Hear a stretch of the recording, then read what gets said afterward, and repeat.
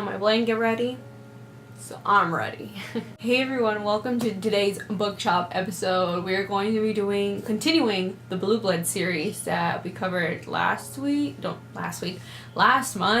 and that was the first BLOODS book, which is just titled BLOODS. This second book in the series is MASQUERADE, so that is what we're going to be talking about today in the book talk.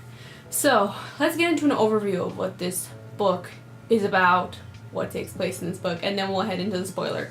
So Skylar and Oliver, we left off with them in the last book, and this continues on right after. So they're venturing to Venice, Italy. They're going to go find Skylar's grandfather because he's been kind of in seclusion and hiding from all the rest of the BLOODS and BLOOD world for a while now. So they're kind of searching out for him, because they're seeking out his help so they can, like, I guess, get everyone else to believe their cause of, there's these things coming after them, Crotons, as we learned from the last book, and now they need his help and stuff like that. And it also revolves around the rest of the society getting prepared for this like grand ball that happens, like, I don't know however so often it happens, but they're getting ready for that.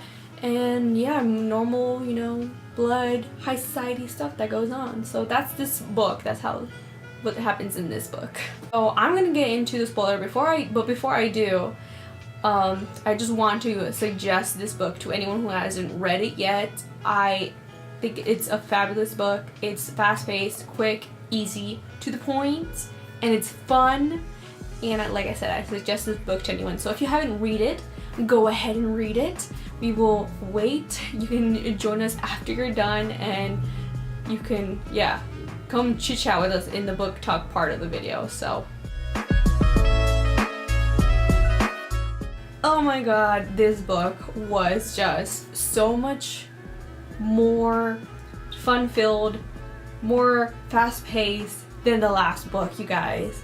I enjoyed this book because I genuinely enjoyed the last book. I feel like a lot of people didn't because they felt like there wasn't much of a plot there, or like not a lot of things went on, not a lot of stuff was given to us, kind of left us in the dark a little bit more. But this book gave us so much more, and I feel like I just loved it twice as much as the first one.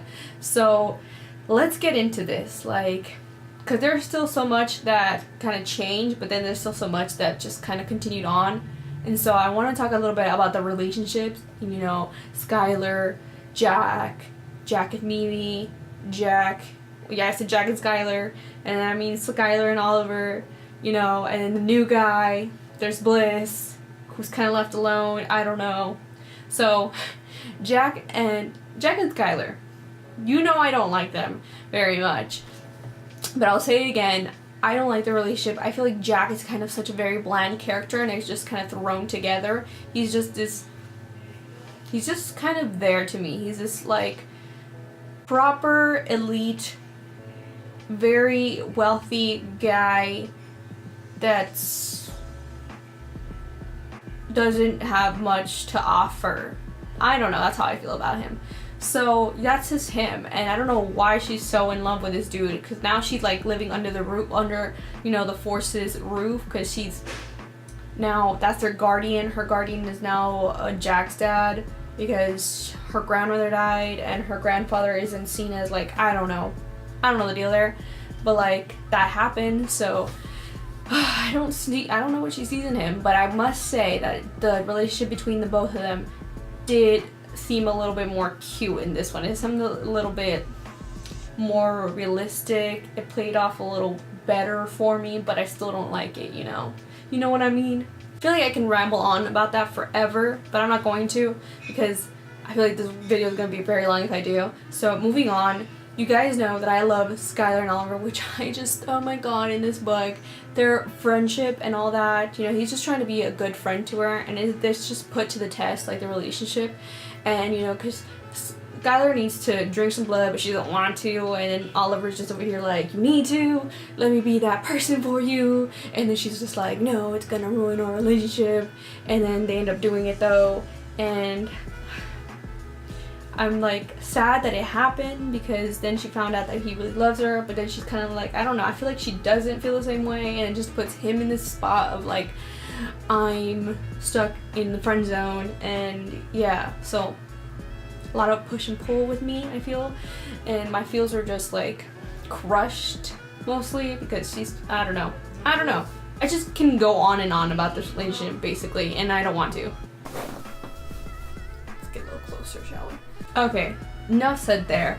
Then we have Mimi and Jack, which you guys know that, oh god, this is just so cringy and I just hate it. It makes me feel a little weird inside whenever I read about it, but you know, I feel like I'm getting a little better at it because I'm getting used to it, and even just the thought of me saying that I'm getting used to it is still cringy, but you know, that's just the way it goes because that's their story. Like, they need to be bonded because they are twins.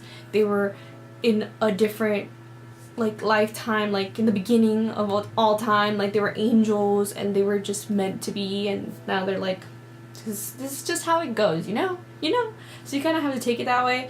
And still it's a little weird, but getting better at it. I am. So there's that, and Mimi just kind of wants to get Skylar out of the way because she knows that Jack is kind of like, he's eyeing her and he's like got his sights set on this girl. So Mimi's like, I need to take this girl down. So there was also that feud, which I feel like it ended up kind of getting resolved maybe a little bit because Skylar did end up saving Mimi at the end, you know, with the whole thing she did to prove her innocence. Yeah, because she was then framed by Kingsley, which was a new character in the book. He is there to kind of a spy and stuff to kind of sort out who is the like bad dude, the Silverbloods, the Croton, I don't know.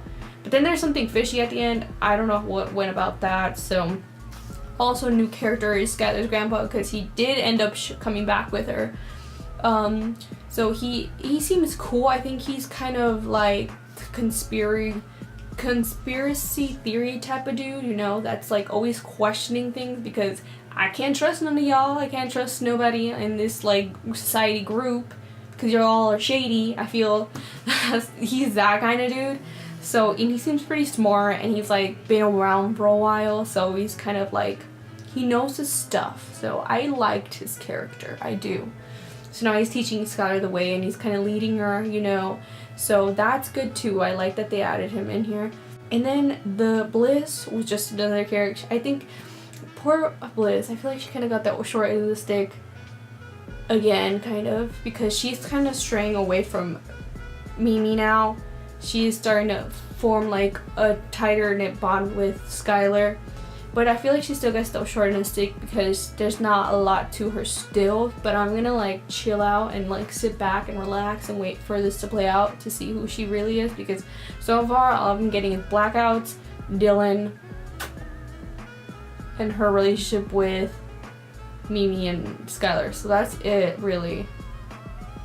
I feel like, yeah.